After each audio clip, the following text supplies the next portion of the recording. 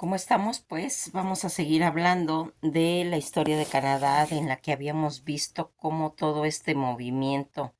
que se había estado dando ya en todos los conceptos realizados por ese movimiento de pioneros en relación a los paisajistas, que van a estar, pues se puede decir, muy influenciado eh,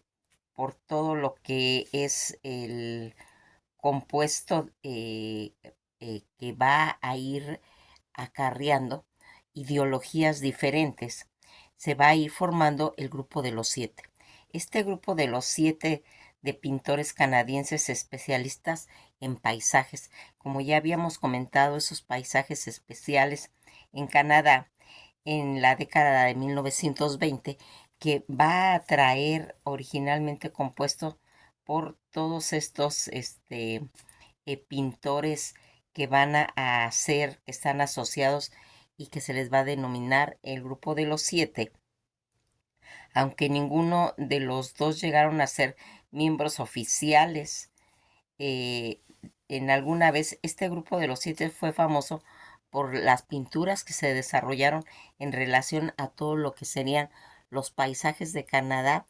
que ya habíamos visto que a veces las críticas decían, lo que pasa es que no hacen rostros, no hacen gente, hacen paisajes. Eso va a ir marcando la identidad de lo que se va a estar buscando en en la integración de encontrar una identidad, un país, que en este caso es Canadá, y que fue seguido por un grupo de pinturos canadienses más adelante, ya en la década de los 30. Este grupo de los siete, que estuvo, pues se puede decir que fuertemente influenciado por todo lo que sería el impresionismo europeo a finales del siglo pues 19 en el distrito de Montmartre, en París. Fíjense en que algo que es, se puede decir, rescatable de toda esta situación, que toda esta movimiento que se conocieron siendo pues todos estos pintores habían sido empleados de una empresa de diseño Krill en el estado de Toronto. En 1913 fue llamado por Y. Jackson y Lauren Harris. A menudo ellos pues se iban reuniendo como en una forma de un club de arte de letras en Toronto para pues discutir sus diferentes opiniones y compartir sus trabajos. Todo este grupo recibió, pues se puede decir, que un apoyo económico de Harris, heredero a una gran fortuna de una fábrica de maquinaria agrícola de Massey Harris y James McCallum. Harris y Callum van a construir conjuntamente se puede decir, un edificio de estudio de Toronto en el, el Barronco Rosearly, para pues servir, como se puede decir, como un punto de reunión y lugar de trabajo para nuevos movimientos en el arte canadiense. Fíjense en qué curioso que siempre hemos visto pues que la gente que da los apoyos a todas las personas que se dedican al arte, como los mecenas, ya habíamos visto a través de las historias como mujeres, inclusive en las independencias de pues de diferentes países, fueron subsidiados por todos estos mecenas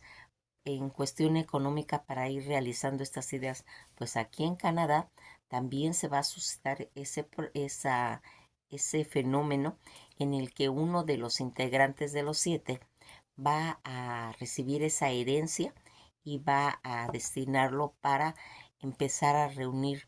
a todas estas personas en un edificio y poder intercalar pues los trabajos, los conocimientos, y ir haciendo en cierta forma que se vaya formando. Este personaje que era, se puede decir, el dueño de un predio en la bahía de Georgia, y Thompson trabajaban como guías en el próximo parque de Algonquin, ambos lugares donde él y los otros artistas a menudo pues viajaban, se puede decir, como para ir buscando por la inspiración. El grupo aún pues era informal, fue temporalmente dividido durante la Guerra Mundial, durante el cual Jackson y Balair se convirtieron en artistas oficiales de la guerra. Ahí van a empezar a plasmar todo lo que aconteció en la Segunda Guerra Mundial, y que durante el cual Jackson y Balair van a ir haciendo, se puede decir, un golpe más para el grupo. Va a llegar más adelante en 1917, cuando Thompson murió mientras practicaba un piragüismo en el parque Algonquin. Parecía haber sufrido un golpe en la cabeza y pues se puede decir que no mostró signos de ahogamiento. Las circunstancias de su muerte aún siguen siendo, pues se puede decir, que un misterio. Ya en lo que sería respecto después de la guerra, los 7 miembros que van formando este grupo original, pues van a volver a reunirse después de la guerra, siendo su viaje a través de todo lo que sería Toronto, especialmente en lo que es la región municipal, de la municipalidad del Distrito Federal de Muskoka y el Distrito Federal de Algoma. Toda esta situación en la que ellos van a empezar a plasmar sus dibujos de paisajes, desarrollando pues las técnicas de arte para representarlo pues correctamente. En 1919 van a comenzar, en los que se va a empezar a llamar el grupo de los 7. Ya en 1920 estaban, se puede decir, que listos para su primera exposición. Ante esto, pues muchos de los artistas que fueron criando el paisaje canadiense eran imposible de representar, o no lo suficiente para ir ser pues una galería digna de ser pintada. Las valoraciones que lograron en sus primeras apariciones en la exposición que ocurriría ya en 1920 fueron mixtos, pero los avances que se fueron dando en la década del grupo llegó a ser reconocido como los pioneros de lo que sería la nueva escuela de arte canadiense. Después de que Frank Johnson dejó el grupo en 1921, A. J. Jackson pareció como un sustituto, pues se puede decir, apropiado. Francis Camichael había establecido una amistad con él y había alentado a Jackson a dedicarse al dibujo, a la pintura. Durante muchos años antes, A. J. Jackson fue invitado a unirse en 1926. Todos estos miembros y este grupo que empezó a viajar de un lugar a otro de Canadá en busca, pues se puede decir, de esa inspiración, incluyendo Columbia Británica, Quebec, Nueva Escocia y el Ártico. Estos pintores fueron los primeros artistas en ascender de, se puede decir, de ascendencia europea, que representaron el Ártico. Pues en 1923 A.G. Johnson se unió al grupo, que pronto llegaron a ser 10 miembros, con las ediciones de Edwin Holgan y Lynn Money Fitzgerald. Toda esta influencia del grupo era tan generalizada ya a finales de 1931 que ya no se consideró necesario continuar con un grupo de pintores. En su octava exposición, que sería en diciembre de ese año, se anunció que había disuelto y que una nueva asociación de pintores se había formado, conocido como el Grupo Canadiense de Pintores. Este grupo de Canadá celebró su primera exposición en lo que sería en 1933. La colección que se va a ir desarrollando de trabajo, el grupo de los 7 se encuentra en la colección de arte canadiense. Jack Michel y Claiborne en Ontario, está la galería que continúa, se puede decir, con más de 6,000 obras de arte de este grupo de los 7 que se llegaron a reunir, y Tom Johnson y sus contemporáneos en las primeras naciones, lo inútil, y otros artistas que han, pues se puede decir, contribuido a todo lo que sería este patrimonio artístico de Canadá. Las galerías fue fundada por Robert y Sidney McMichael, que comenzaron a coleccionar pinturas del grupo de los 7 y sus contemporáneos, pero ya sería ya más adelante, en 1955. Este grupo de los 7 que ha recibido, pues se puede decir, como le habíamos comentado, esas críticas por el refuerzo de la tierra Nulliums, la presentación en lo que sería la región pristina, y que aún sin tocar por el hombre, cuando se puede decir que en realidad las áreas retratadas ya estaban habitadas pues desde muchos siglos antes. En 1995, en la Galería Nacional de Canadá, copiló una retrospectiva del grupo de los 7, para el cual pues se encargó pues traer una banda de rock canadiense, Restotic, escribir una nueva partitura musical, y este galardón permitió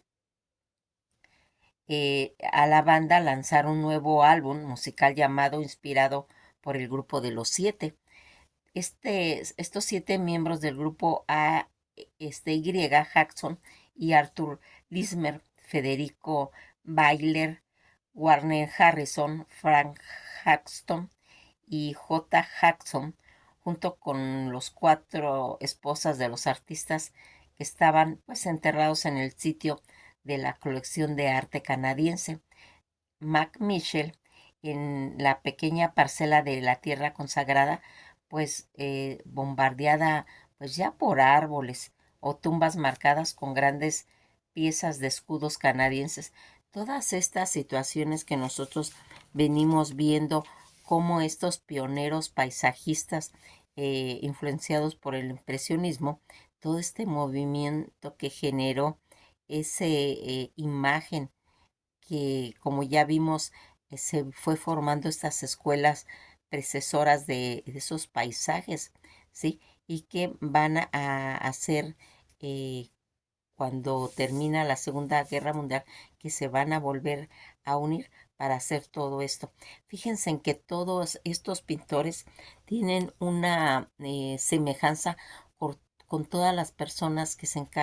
encargan en la cartografía, porque el cartógrafo va haciendo los mapas de las diferentes porciones de tierra, en la que va plasmando en cierta forma tener un imaginario de lo que significan todas esas tierras. Pues aquí vamos a ir viendo cómo este cartógrafo, que va delimitando la imagen de un mapa, pues se puede decir mental,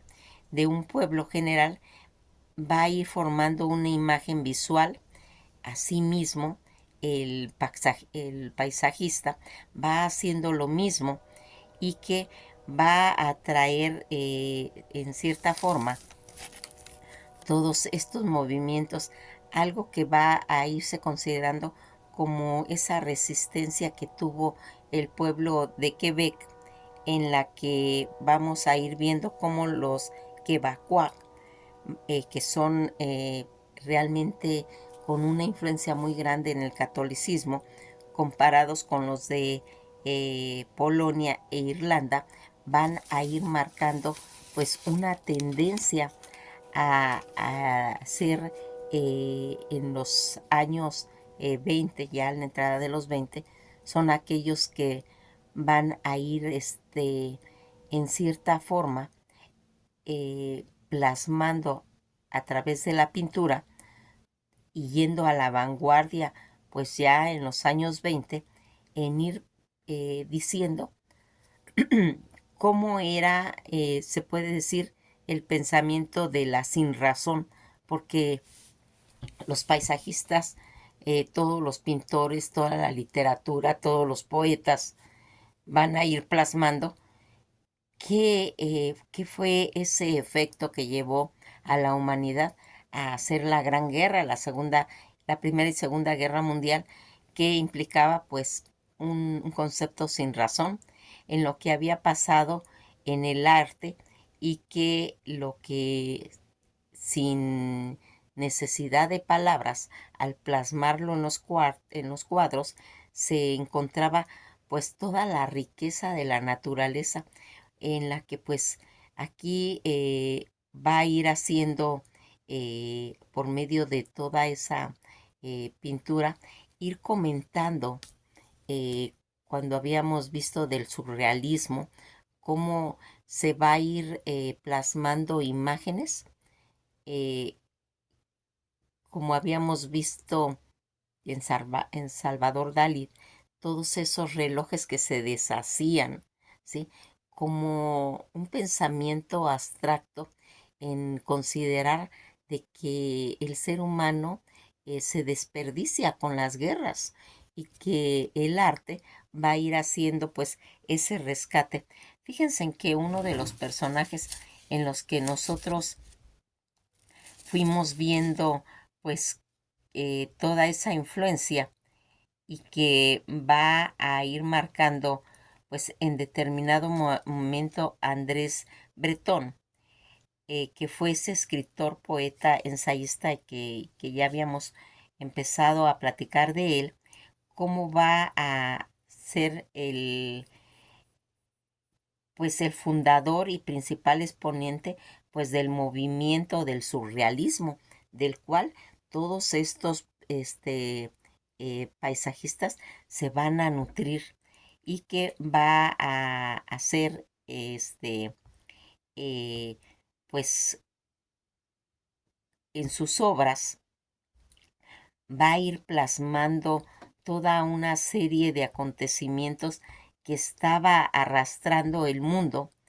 y que algo que era fundamental para ir desarrollando pues en sus orígenes de este Andrés Breton,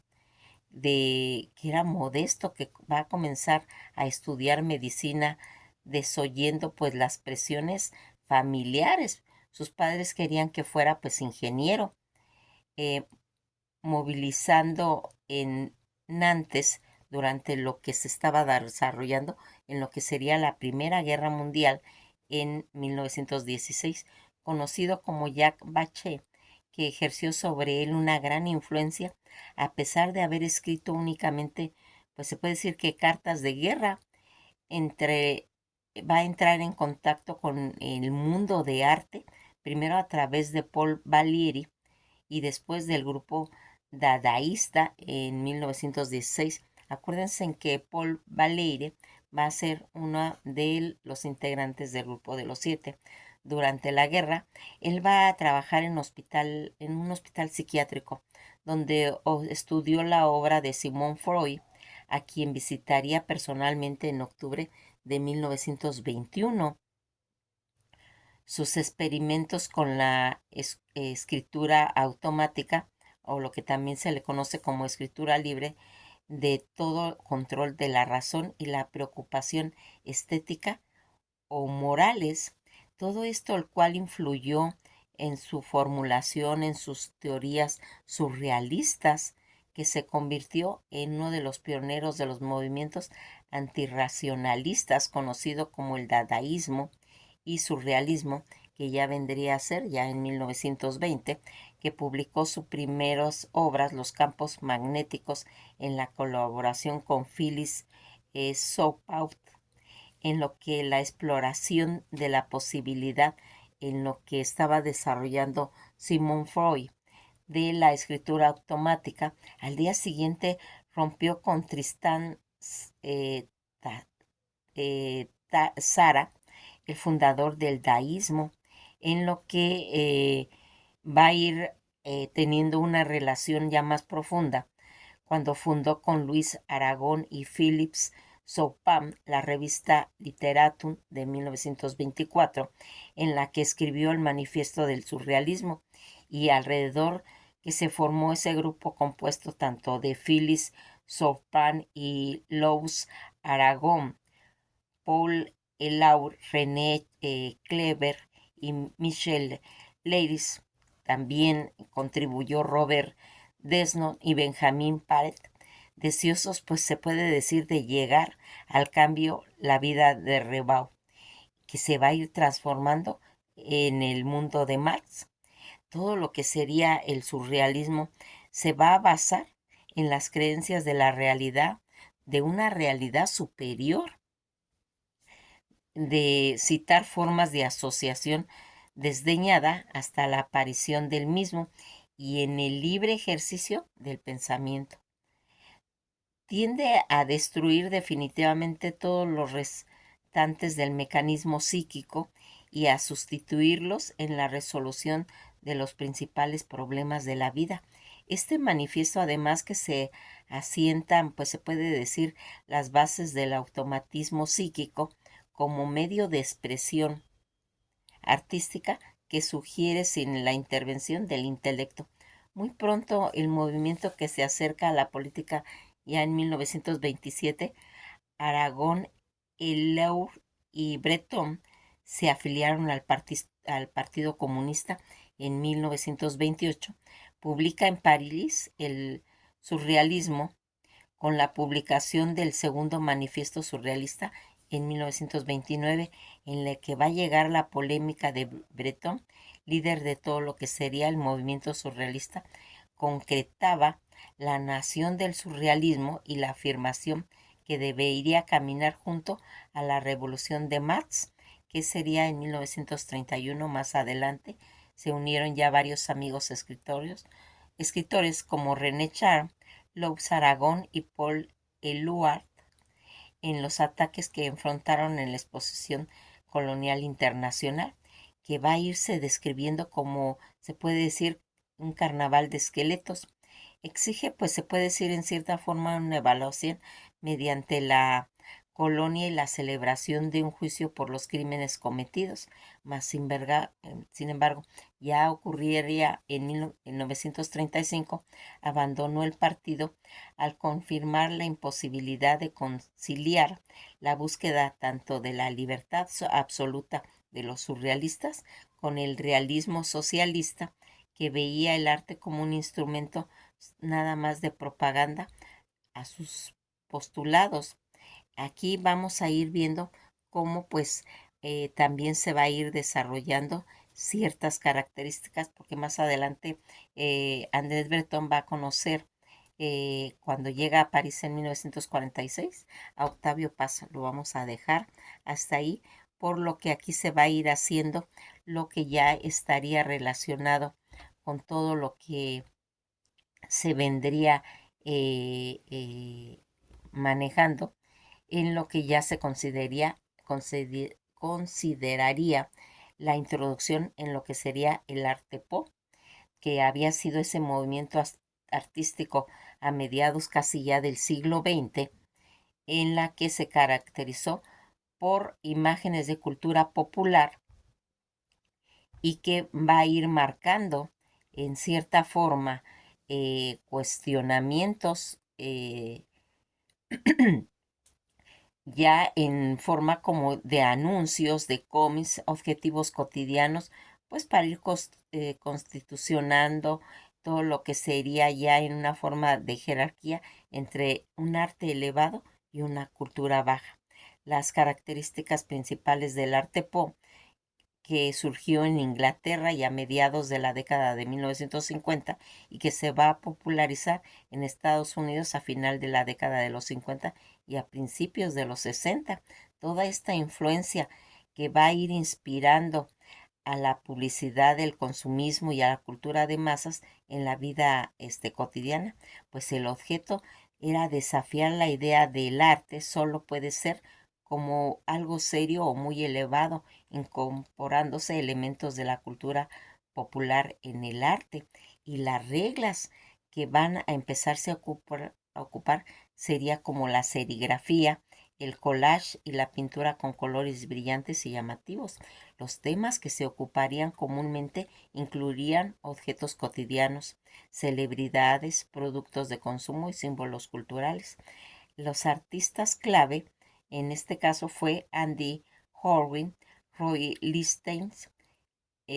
Jasper Thompson, que son algunos de los artistas más importantes en todo lo que sería este movimiento, en la que va a ser la reacción del arte pop, que va a surgir como una reacción ante el impresionismo abstracto que era dominado pues en esa época. Irónicamente a las críticas sociales, el arte pop a menudo utilizaba la ironía, la crítica social para cuestionar las normas y culturales del consumo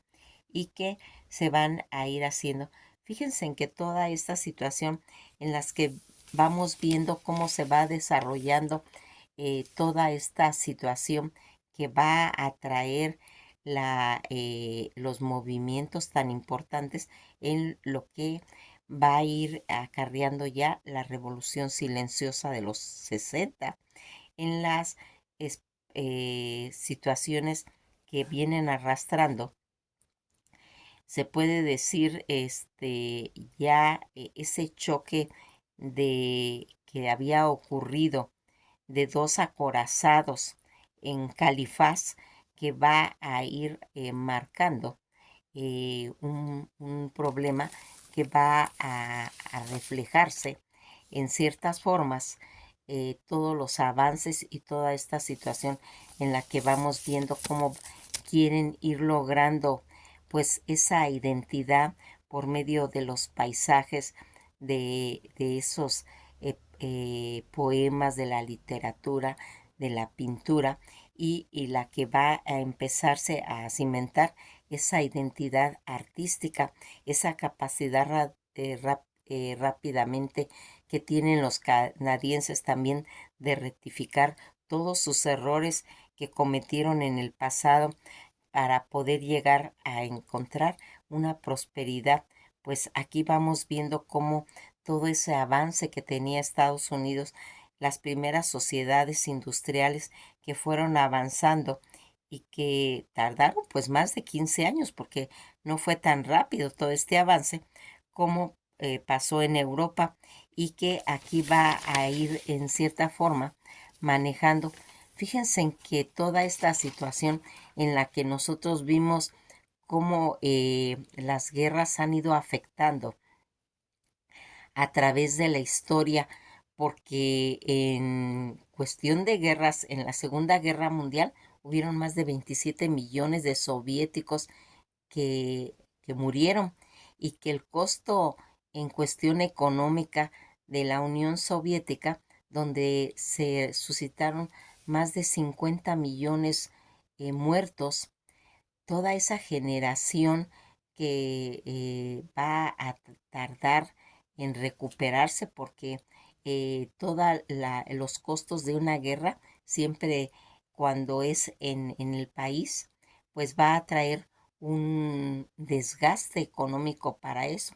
y que aquí vamos a ir viendo cómo todas esas situaciones en las que tanto Canadá como Estados Unidos no tuvieron esos costos porque ellos intervinieron en las guerras, pero no fueron en su país y entonces esos pueblos automáticamente van a tener un avance económico y que va a haber una pujanza tanto en las inversiones de Canadá, toda esta situación en lo que se va a ir desarrollando y que va a traer opulencia tanto a Estados Unidos como a Canadá, y los conceptos en cuestión económica europeo, pues ahí sí fueron totalmente perjudiciales para ellos, pues fue un esfuerzo bélico que va a absorber todas esas naciones y que va a traer una referencia en la que vamos a ir viendo como una oleada ya en 1946 al 49 van a empezar a regresar a Canadá y que Canadá va a tener una conducta de convertirse en una nación de tolerancia, tolerancia para los japoneses, para los chinos, para rectificar todos esos errores históricos que se habían dado. Nos quedamos hasta aquí y vamos a seguir hablando de todas las cosas paralelas que estaban ocurriendo, tanto en Estados Unidos, en Inglaterra y en el mundo, y paralelamente con Canadá, en la que se va a ir formando su identidad a través del arte, de la literatura, de la pintura y de la poesía. Todos estos factores que van a contribuir con esa rectificación de tolerancia que se va a empezar a suscitar en Canadá. Que pasen un día muy agradable y pues vamos a seguir hablando de todo lo que está relacionado con Canadá.